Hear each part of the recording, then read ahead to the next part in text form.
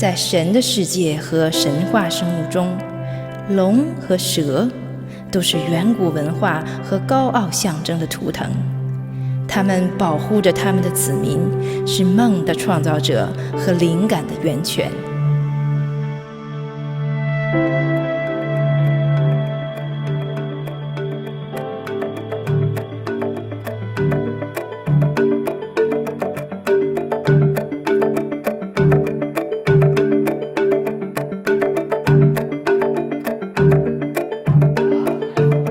However, on the day of the exhibition itself, it's reality, not mythology, that's keeping everyone on their toes.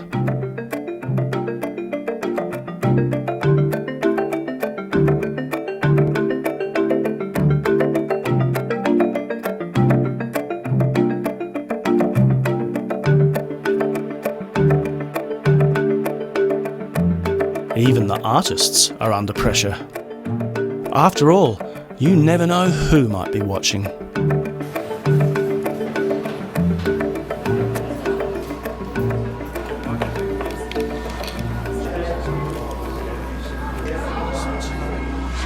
One of the main goals of the Roaming Australia tour and today's event in Mildura is the idea that art can be a gateway to a deeper understanding, not just of ourselves, but of others. I guess I'm really fascinated in what you're doing here. So can you maybe just talk me through what you're doing here, the techniques that you use, and what some of the symbols actually mean? These symbols, they represent people sitting. This symbol represents people sitting around fire. The fire. Yeah. So this is like the community. Yes. Yes. These symbols represent witchetty grubs.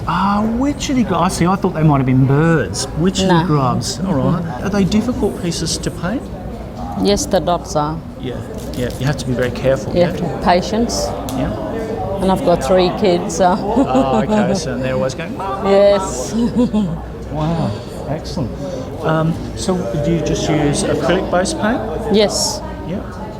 Wow. Fantastic.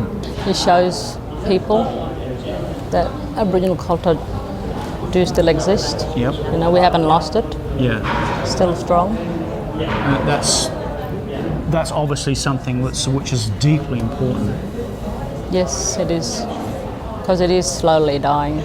But, you know, we don't want that to happen. What we have here are this Mildura, the surrounding towns of Wentworth, Dayton, Moorabool, Golgol, Wahronga, Golgol, Irimple, Red Cliffs, and these are the 2 rivers, the Murray and the Darling.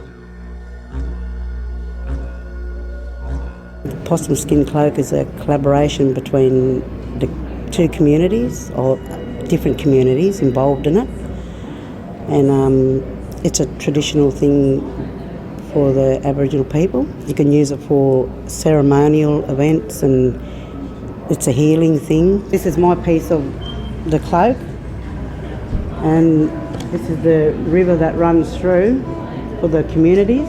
When you put it on, you get this real emotional feeling when you put it on. It's a real spiritual thing. Yep. So it's more than just a decorative garment. Yeah, it's more than that. It's very, very traditional sort of thing. Yep. Well, it's certainly very beautiful looking, you know, and a lavish looking piece. Yep, thank you. Thank you, Tina. Well, the emu feather skirts is one of my creations that I'm bringing back into the community because there's none around. I'm interested, how is it that you come across so many emu feathers? Oh, well, you get road kills on roads, and plus we do go out hunting. And what we go out hunting and kill to eat for ourselves, and I just take the feathers and maybe the skin off the kangaroo and just use everything off the animal, you know. Meanwhile, back at the table. 享受啊，这哎呀，这干什么时候啊？可以说这样，不要这个，所以这个人家说这个画画写字长寿啊，有时候呢做到这个有兴趣的时候呢，什么都忘记了。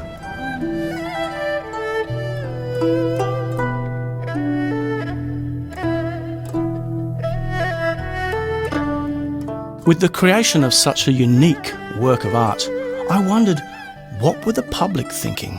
Perhaps I could just get you to reflect on what you think about some of the artwork here, and particularly about the perhaps odd combination of Chinese and Indigenous art.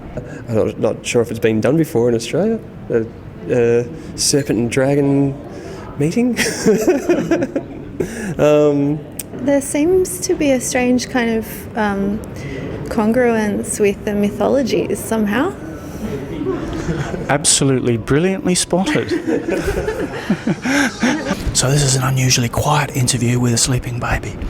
So are you enjoying this artwork here? I love it. I think it's beautiful, and it's really specific to this region, which I like. This is traditional Aboriginal art from this region, and Tina's from this region, and it's just great to see the difference in the art, because a lot of Aboriginal art is sort of obvious Aboriginal art that people know about, the dots on the paintings and things like that. So as you can see here, we've got two artists together, a Chinese and an Indigenous artist, and they're sort of creating a joint work, which we're calling sort of when the serpent meets the dragon, or when the dragon meets the serpent, one way. So, what do you reckon of the idea of people creating live like this kind of idea of cross-cultural collaboration? I think it's a brilliant idea, and I think this artwork speaks for itself in terms of whether it works or not, because it looks great, and they both seem to be working peacefully together, and it's a really nice idea. What could be wrong with it? One of the things about our station, Zhonghua TV, is Ed and I, behind the camera there, we speak English naturally, but our bosses don't. Okay. And so we have to work through translation. Are they speaking Mandarin? They speak in Mandarin, Okay. yeah. So we've got this situation where you've got people that can't talk directly to one another, and of course who live in different cultural realms. So it's a pretty interesting phenomenon, really. And that, in a way, is what these exhibitions, and this exhibition particularly, is really about. How do we get two kind of seemingly opposite things to be together? So this is a pretty good opportunity.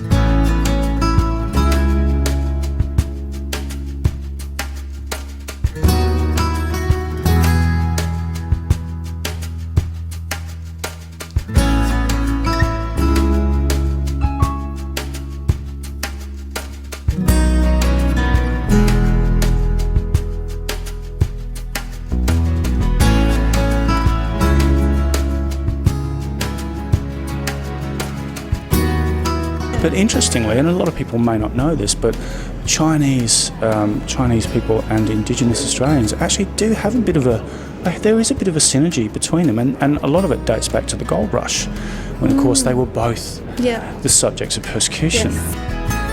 After the break, we discover a surprising synergy between Chinese calligraphy and Aboriginal rock art, and we see what happens when the dragon meets the serpent.